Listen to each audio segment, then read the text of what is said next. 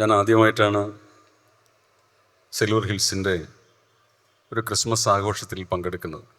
ഈ വിദ്യാലയത്തിൻ്റെ പലതരത്തിലുള്ള ആഘോഷങ്ങളിൽ പല മട്ടിൽ പല കാലങ്ങളിലായി പങ്കെടുത്ത ഒരാളാണ് ഞാനും മണ്ണാർത്തറ അച്ഛനും തമ്മിലുള്ള സഹോദര തുല്യമായിട്ടുള്ള സ്നേഹബന്ധം പലപ്പോഴും എന്നെ ഇവിടെ അതിഥിയായി എത്തിച്ചിട്ടുണ്ട്. എന്നാൽ ഇതൊരു സവിശേഷ സന്ദർഭമാണ്. എൻ്റെ കഴിഞ്ഞ മാസം പുറത്തിറങ്ങിയ പുസ്തകത്തിൻ്റെ പേര് ജ്ഞാനസ്നാനം ആയതുകൊണ്ട് മാത്രമല്ല അത്. എല്ലാ എഴുത്തുകാരും ക്രിസ്തുവിൻ്റെ പ്രതിപുരുഷന്മാരാണ് എന്ന് കരുതുന്ന ഒരാളാണ് ഞാൻ. ടോൾസ്റ്റോയും ദസ്തേവ്സ്കിയും കസാൻസാക്കീസുമെല്ലാം അവരുടെ രചനകൾ കൊണ്ട് അത് നമുക്ക് പറഞ്ഞു തന്നിട്ടുണ്ട്.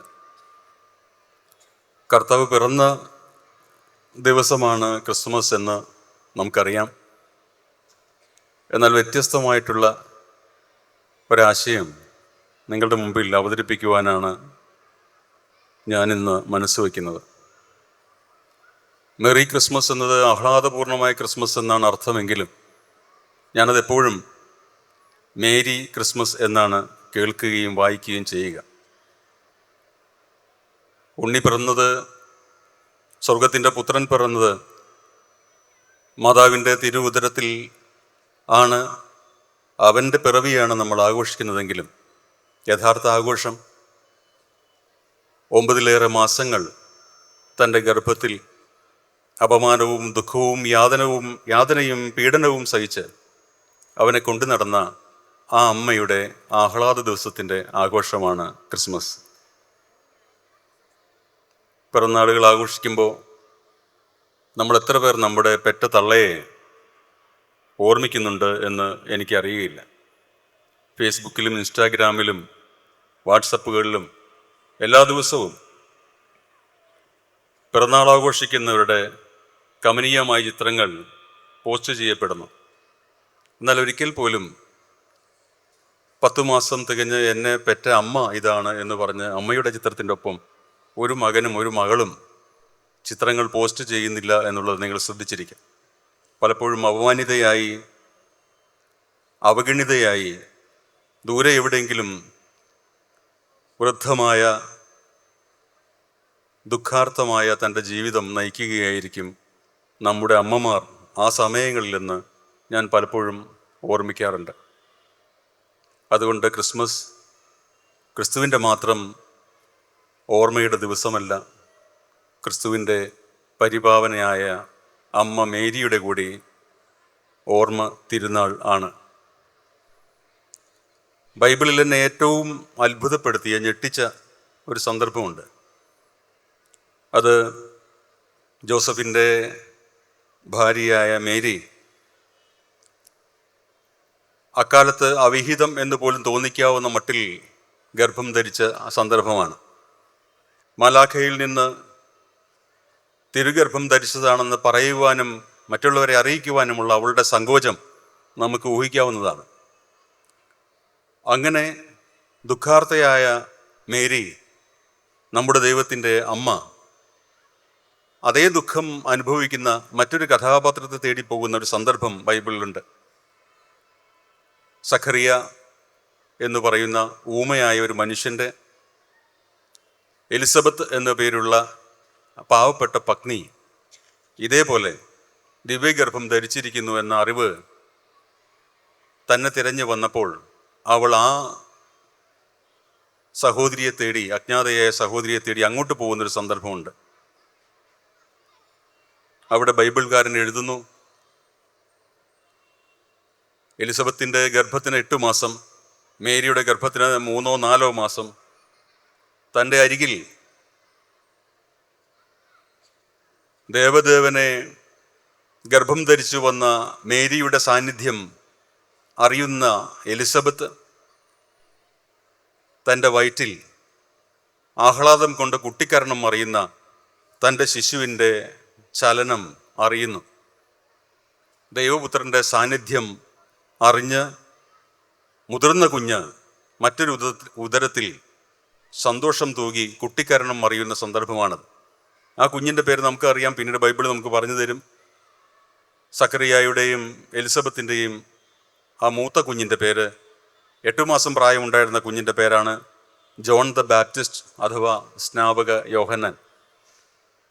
എൻ്റെ പിന്നാലെ വരുന്നവൻ്റെ ചെരുപ്പിൻ്റെ വാറഴിക്കുവാൻ പോലും ഉള്ള അർഹത എനിക്കില്ല എന്ന് പറഞ്ഞ സ്നാപക യോഹന്നാനായിരുന്നു ആ 8 മാസം ഗർഭത്തിൽ പ്രായമുള്ള കർത്താവിൻ്റെ സാന്നിധ്യം മറ്റൊരു ഉദരത്തിൽ തിരിച്ചറിഞ്ഞ് സന്തോഷിച്ച ആ പുണ്യാത്മാവ് എന്ന് നമ്മൾ വായിക്കും. ഇതൊരു അന്യാപദേശ കഥയാണ് എന്ന് ഞാൻ കരുതുന്നു. ഭൂമിയിലേക്ക് ജനിക്കും മുമ്പ് തന്നെ മഹത്വത്തെ തിരിച്ചറിയുന്നു. രക്തത്തെ തിരിച്ചറിയുന്നതിനേക്കാൾ ഗംഭീരമായ ഒരു ആശയമാണ് മഹത്വത്തെ തിരിച്ചറിയുന്നു എന്നുള്ളത്. നമുക്ക് പലപ്പോഴും മറ്റൊരാളുടെ നന്മയെ, വെളിച്ചത്തെ, മഹത്വത്തെ അഭിനന്ദിക്കുവാൻ മടിയാണ് എന്ന് അറിയാം. നിങ്ങൾക്കെല്ലാവർക്കും ആ ഇരുണ്ട കറുത്ത ശക്തിയെ നിങ്ങളുടെ ഉള്ളിൽ ചിലപ്പോഴെങ്കിലും തിരിച്ചറിയേണ്ടി വന്നിട്ടുണ്ടാകും. അന്യൻ്റെ മുഖത്ത് നോക്കി അഭിനന്ദനം ചൊല്ലുവാൻ ത്രാണിയില്ലാതെ കുഴങ്ങേണ്ടുന്ന സന്ദർഭം നമ്മുടെ എല്ലാവരുടെയും ജീവിതത്തിലുണ്ട്. എന്നാലും നോക്കൂ, ഇനിയും ഉരുവം കൊണ്ടിട്ടില്ലാത്ത, ഇനിയും കുഞ്ഞായി ഭൂമിയിലേക്ക് എത്തിയിട്ടില്ലാത്ത 2 ഗർഭസ്ഥ ശിശുക്കൾ തമ്മിലുള്ള സംവേദനം, തന്നേക്കാൾ ഇളയവനായിരുന്നിട്ട് പോലും, തന്നേക്കാൾ പ്രായം കുറഞ്ഞവനായിരുന്നിട്ട് പോലും, തീർത്തും അജ്ഞാതനായിരുന്നിട്ട് പോലും അവൻ്റെ മഹത്വം തിരിച്ചറിഞ്ഞ് സന്തോഷിച്ച ഒരു പൂർവ്വജാതൻ ബൈബിളിൽ നിന്ന് നമ്മളെ നോക്കി മന്ദഹസിക്കുന്നുണ്ട്. ജ്ഞാനസ്നാനം യഥാർത്ഥത്തിൽ ആ പരസ്പരമുള്ള മഹത്വപ്പെടുത്തലിൻ്റെ മാമോദീസ കൂടിയാണ് എന്ന് ഞാൻ വിചാരിക്കുന്നു. മേരി തൻ്റെ അമ്മയായതുകൊണ്ട് അവൾ അനുഭവിച്ച വേദന കൃത്യമായി തിരിച്ചറിയാവുന്നത് കൊണ്ടാണ് മേരി എന്ന് തന്നെ പേരുള്ള മറ്റൊരു അഭിസാരികയെ കർത്താവ് സ്നേഹത്തോടെ ചേർത്ത് പിടിച്ചത് എന്നും ഞാൻ കരുതുന്നു. ബൈബിളിൻ്റെ വെളിച്ചം ക്രിസ്തുവിൻ്റെ മാത്രം വെളിച്ചമല്ല, മേരിയുടെ കൂടി വെളിച്ചമാണ് എന്ന് നമ്മൾ തിരിച്ചറിയേണ്ടുന്ന ദിവസം കൂടിയാണ് ക്രിസ്തുമസ്. ദുഃഖിതയായ സ്ത്രീയുടെ, അപമാനിതയായ സ്ത്രീയുടെ, പരിത്യക്തയായ സ്ത്രീയുടെ ഗർഭത്തിൽ ഉരുവം കൊള്ളുന്ന പുരുഷകാരുണ്യത്തിൻ്റെ പേരാകുന്നു ക്രിസ്തു. പലപ്പോഴും നമ്മൾ തിരിച്ചറിയാതെ പോകുന്നതും അതുകൊണ്ട് അതുതന്നെയാണ്. ആണായി പറഞ്ഞാൽ പെണ്ണിൻ്റെ കണ്ണീരാണ് അവൻ്റെ ഭോഗലാലസയുടെ സ്നിഗ്ധകം, ലൂബ്രിക്കൻ്റ് എന്ന് തെറ്റിദ്ധരിക്കുന്ന പുരുഷന്മാരാണ് നമ്മുടെ സമൂഹത്തിൽ ഭൂരിഭാഗവും ഉള്ളത്. അവർ എല്ലാ വിഭാഗങ്ങളിലും കടന്നുകൂടിയിട്ടുണ്ട്. പൗരോഹിത്യം മുതൽ ചെരുപ്പുകുത്തിയിൽ വരെ അവൻ ആണിൻ്റെ തേറ്റയുമായി ഒളിച്ചിരിക്കുന്നുണ്ട്. ഈ ഒരു കാരുണ്യം നിറഞ്ഞ സ്ത്രീത്വം കൂടി തന്നിൽ ഉൾവഹിക്കുന്നത് കൊണ്ടാണ് കർത്താവ് ദൈവമായത് എന്ന് ഞാൻ കരുതുന്നു. വിലാപ്പുറങ്ങൾ എന്നൊരു പ്രയോഗം ബൈബിളിലുണ്ട്. ഇംഗ്ലീഷ് ബൈബിളിൽ എവിടെയൊക്കെ, ഞാനത് പലപ്പോഴും അച്ഛനുമായി സംസാരിച്ചിട്ടുള്ളതാണ്, ഇംഗ്ലീഷ് ബൈബിളിൽ എവിടെയൊക്കെ കർത്താവ് തൻ്റെ നെഞ്ചോട് അഗതിയെ, ആലംബഹീനനെ, ആർത്തരെ, പതിതരെ, വേശ്യകളെ ചേർത്ത് പിടിച്ചിട്ടുണ്ടോ, അപ്പോഴെല്ലാം ഇംഗ്ലീഷ് ബൈബിൾക്കാരന്മാർ ഉപയോഗിക്കുന്ന, 4 സുവിശേഷകാരന്മാരും പ്രയോഗിക്കുന്ന വാക്ക് അദ്ദേഹത്തിൻ്റെ അപ്പോൺ ടു ഹിസ് ബ്രസ്റ്റ് എന്നാണ്. പുരുഷൻ്റെ നെഞ്ച് ചെസ്റ്റ് എന്നാണ് ഇംഗ്ലീഷിൽ പറയുക എന്ന് നിങ്ങൾക്കറിയാം. സ്ത്രീയുടെ നെഞ്ചിനെയാണ് നമ്മൾ പ്രായേണ ബ്രസ്റ്റ് എന്ന വാക്കുകൊണ്ട് വിവക്ഷിക്കുന്നത്. എന്നാൽ കർത്താവ് എപ്പോഴെല്ലാം ആലംബഹീനരായിട്ടുള്ള, ആർത്തരായിട്ടുള്ള മനുഷ്യരെ തൻ്റെ നെഞ്ചോട് ചേർത്ത് പിടിച്ചിട്ടുണ്ടോ, അപ്പോഴെല്ലാം ഓരോ ബൈബിൾക്കാരനും, ഓരോ സുവിശേഷക്കാരനും ഒഴിയാതെ ബ്രസ്റ്റ് എന്ന വാക്കാണ് ഉപയോഗിക്കുന്നത്. അതിലൊരു സന്ദേശമുണ്ട്. മാതൃത്വം അല്ലെങ്കിൽ സ്ത്രീത്വം അല്ലെങ്കിൽ കാരുണ്യം, കുറച്ചുകൂടി തെളിച്ച് പറഞ്ഞാൽ കാരുണ്യം, ഉള്ള ഒരു നെഞ്ച്, സ്ത്രൈണമായ ഒരു നെഞ്ച് കർത്താവിനുണ്ടായിരുന്നു എന്ന് തന്നെയാണ് അത് നമ്മോട് പറഞ്ഞു തരുന്നത്. അതുകൊണ്ട് കർത്താവിന് കരയാൻ കഴിഞ്ഞു എന്നുള്ളതും പ്രധാനപ്പെട്ട കാര്യമാണ്. നമ്മുടെ യുഗപുരുഷന്മാരിലോ പ്രവാചകന്മാരിലോ ഇതിഹാസ പുരാണ കഥാപാത്രങ്ങളിലെ ദൈവിക സിദ്ധിയുള്ള മനുഷ്യരിലോ ഒന്നും കർത്താവിനെ പോലെ കണ്ണീരണിഞ്ഞ ഒരു മനുഷ്യനെ കാണുകയില്ല. ഒരുപക്ഷെ രാമപുരത്തുകാരുടെ കുചേലവൃത്തത്തിൽ എന്തുകൊണ്ടോ ശൗരി കണ്ണുനീരണിഞ്ഞു, ധീരനായ ചെന്താമര കണ്ണനുണ്ടോ കരഞ്ഞിട്ടുള്ളൂ എന്നൊരു 2 വരിയുണ്ട്. അത് തൻ്റെ പഴയ സതീർത്ഥനായ കുചേലനെ വർഷങ്ങൾക്ക് ശേഷം താൻ രാജാവായി ഇരിക്കുമ്പോൾ മുഷിഞ്ഞ ചേലയുടുത്തും അളിഞ്ഞ അവിലുമായി എത്തിയ ആ തൻ്റെ പഴയ സതീർത്ഥനെ കണ്ടപ്പോഴാണ് ചെന്താമരക്കണ്ണൻ അതുവരെയും കരഞ്ഞിട്ടില്ല എന്ന് പറയുന്നു. പക്ഷെ അപ്പോൾ കരഞ്ഞു എന്ന് പറയുന്നുണ്ട്. അതൊഴികെ മറ്റൊരു പ്രവാചകനെയും കരഞ്ഞതായി നമ്മൾ കാണുന്നില്ല. എന്നാൽ ബൈബിളിലെ 2 കുത്തുകൾക്കിടയിൽ, 2 പൂർണ്ണവിരാമ ചിഹ്നങ്ങൾക്കിടയിൽ കാണപ്പെടുന്ന ഏറ്റവും ചെറിയ വാചകം, അത് നിങ്ങളോട് പലരോടും എനിക്ക് പറഞ്ഞു തരേണ്ടതില്ല എന്ന് എനിക്കറിയാമെങ്കിലും എൻ്റെ മനുഷ്യരാമുഖത്തിലെ ഒരു അധ്യായത്തിൽ അതൊരു പ്രധാന സംഭവമാണ്. 2 പൂർണ്ണവിരാമ ചിഹ്നങ്ങൾക്കിടയിൽ കാണപ്പെടുന്ന ഏറ്റവും ചെറിയ വാചകം ബൈബിളിൽ ജീസസ് വെപ്റ്റ് എന്നാണ്.